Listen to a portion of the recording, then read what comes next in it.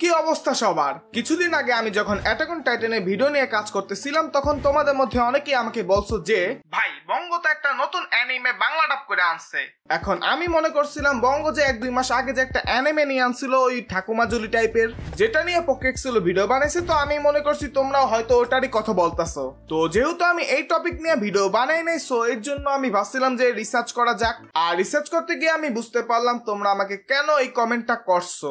তো বঙ্গ রিসেন্টলি একটা animated movie add করছে যেটার নাম হচ্ছে কি আলবাবিল। বাই দ্য ওয়ে বঙ্গ আমাকে স্পন্সর করে নাই। তো আলবাবিলের উপরে আবার লেখা আছে আরবি মুভি বাংলা ভাষায়, তবে এটা আরবি মুভি বললে ভুল হইবে কারণ এটা হচ্ছে গিয়া সৌদি আরব আর জাপানের কোলাবরেশনে বানানো একটা অ্যানিমে, আর এটার আসল নাম হচ্ছে দা জার্নি। তবে যদি আমরা এটাকে জুম করে এটার অ্যানিমেশন প্রোডাকশনের দিকে যদি আমরা যাই তাহলে এটা করছে মাঙ্গা প্রোডাকশন, যেটা হচ্ছে একটা সৌদি আরবের কোম্পানি, আর পাশে হচ্ছে তো ই অ্যানিমেশন। নামটা চেনা চেনা লাগতেছে। ওয়ান পিস ফ্যানেরা এক মুহূর্তে চিনে গেছো, কারণ ওয়ান পিস যে অ্যানিমেশন বানায় তারাই আর কি এই সিনেমাটা বানাইছে, মানে যৌথভাবে। আর শুধু তাই না, বঙ্গ যে 1-2 মাস আগে যে ঠাকুমার জুলি টাইপের যে একটা অ্যানিমেনিয়ান ছিল যেটার নাম ওরা দেশে অদ্ভুত সব গল্প, যেটা আসল নাম হচ্ছে গিয়া ফিউচার ফোকটেলস, তো এটা ওই একই ঘরেরই মাল। বাই দ্য ওয়ে ফিউচার ফোকটেলস নিয়ে যেহেতু কিছু বলি নাই, তাহলে একটা কাজ করি, এটার একটা রিভিউ দিই এটা ট্রেইলারে, যেটা বঙ্গ আপলোড করছে ইউটিউবে।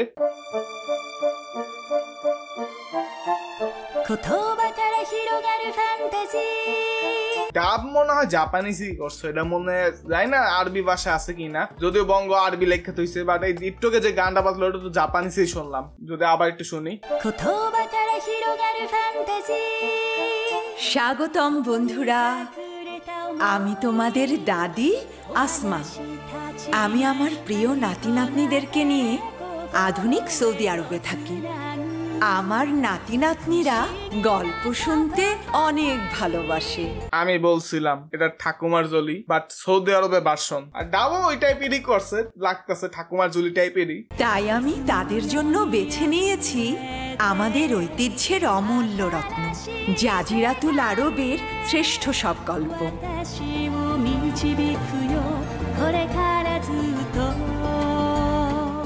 এসব গল্পে আছে আমাদের পূর্বপুরুষদের স্মরণীয় কীর্তি, বিস্ময়কর ইতিহাস আর মানবতার অমলিন স্মৃতি।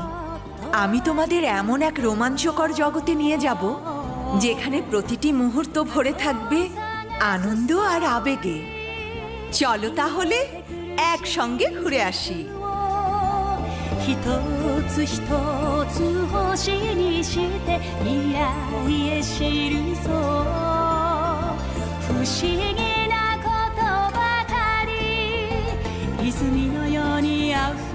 ভবিষ্যতের আয়নাই অতীতেের গল্প এই জগৎ থেকে। তাহলে তোমাদের অপেক্ষায় রইলাম। বিদায় বন্ধুরা। যদি আমরা বলি ডাবিং এর কথা, তো ডাবিং ওই একজনের ডাবিং শোনা যাইতেছে আসমা দাদির, আর অ্যানিমেশন তো ভাই এখানে যেহেতু তোই অ্যানিমেশনের হাত আছে তো ভালো একটা কোয়ালিটি তোমরা এখানে দেখতে পারবা। যাই হোক, আমরা আলবাবিল নিয়েছিলাম যেটার নাম হচ্ছে দা জার্নি। এটার ট্রেলার আবার ইউটিউবে নাই, তো এটা আমাকে বঙ্গ থেকেই দেখা লাগবে। ফুল স্ক্রিন করা যাবে না? এবার বলো কিভাবে মরতে চাও তোমরা? নিজেদের ভুলটা অন্তত এবার স্বীকার করে নাও। পরিবারের প্রধান হিসেবে আমার উচিত সবাইকে রক্ষা করা। আমি আশা করছি এই যুদ্ধ করেই আমার পাপ মোচন হবে। তুমি কি এদের কাউকে তোমার অতীত বলনি? তুমি যে একজন ডাকাত ছিলে। ঠিক বলেছ, আমরাও আমাদের পরিবারকে সরিয়ে নেওয়ার জন্য কিছুটা সময় বেশি পেলাম। আল্লাহ ওকে রক্ষা করুন। আমাকে কেউ আটকাতে পারবে না। যুদ্ধ শুরু হোক। সৈনিকেরা তোমরা সবাই এগিয়ে চলো। আপনার হাতিগুলো যখন ওদের পিষে দেবে, ওরা পালানোর মতো জায়গা পাবে না, তখন যে ওরা আপনার করুণা ভিক্ষা চাইবে সেটা ভাবতেই হাসি পাচ্ছে। নাউস, আমাকে যুদ্ধ করতে দাও, মক্কার শক্তি দেখাতে দাও। এসব কবে শেষ হবে? এই ইঁদুরের দলের আত্মবিশ্বাসী এদের করুণ মৃত্যুর কারণ হয়ে দাঁড়াবে। যতই ফাঁদ হোক আমাদের মনের অবস্থা বুঝতে দেওয়া যাবে না। আল্লাহর কসম, আমি তোকে পরাজিত করবই। সবাই প্রস্তুত হও। আমি আউস, জুবায়েরের পুত্র।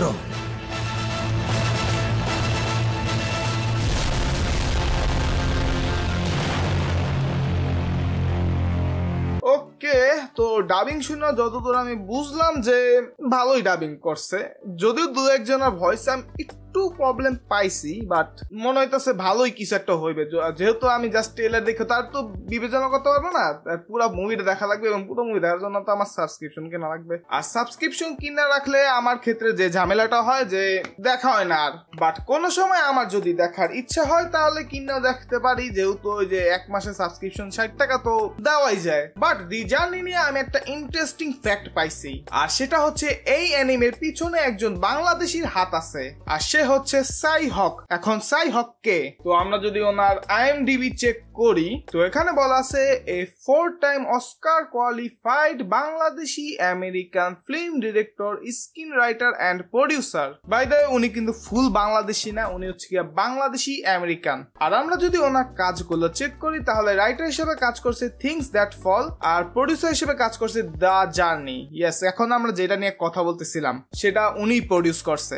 এছাড়া উনি আরো কয়েকটাতে প্রডিউসার এবং রাইটার হিসেবে কাজ করছে। তো এটা আমাদের জন্য গর্বের বিষয় যে একজন বাংলাদেশি আমেরিকান যে কিনা 4 বার অস্কারে কোয়ালিফাই হয়েছে, সে একটা অ্যানিমে মুভি প্রডিউস করছে এবং সেই মুভিটা এখন আমাদের বাংলাদেশেও আসছে। বাই দ্য ওয়ে সাই হক যে এই মুভির প্রডিউসার সেটা আমি জানতাম না, এটা আমাকে জানাইছে গ্র্যাজুয়েট ওটাকু ভাই। সো থ্যাংক ইউ শান্ত ভাই আমাকে এই ইনফরমেশনটা দেওয়ার জন্য। শান্ত ভাই এবং সাই হক দুইজনে মিলে একটা পডকাস্ট করছে, তোমরা চাইলে ওই পডকাস্টটা দেখতে পারো। গ্র্যাজুয়েট ওটাকু চ্যানেলে ওই পডকাস্টটা আছে, তো আমি ডিসক্রিপশন বক্সে ওই পডকাস্টের লিংকটা দিয়ে দিব। তো যাই হোক, বঙ্গ অফিসিয়ালি বাংলাদেশে অ্যানিমে আনতাছে, যদিও এটাকে অ্যানিমে বলা যায় কিনা সেটা আমি জানি না, কারণ যেহেতু সৌদি আরবেরও হাত আছে এখানে, বাট দেখতে যেহেতু অ্যানিমের মতনই লাগতেছে তো এটাকে আমরা অ্যানিমে বলতেই পারি। আর বাই দ্য ওয়ে তোমাদের মধ্যে কয়জনে এই অ্যানিমে দেখছো সেটা তোমরা কমেন্টে জানাইতে পারো। তো আজকে আমি যাচ্ছি। মাতারিরা কোথায়?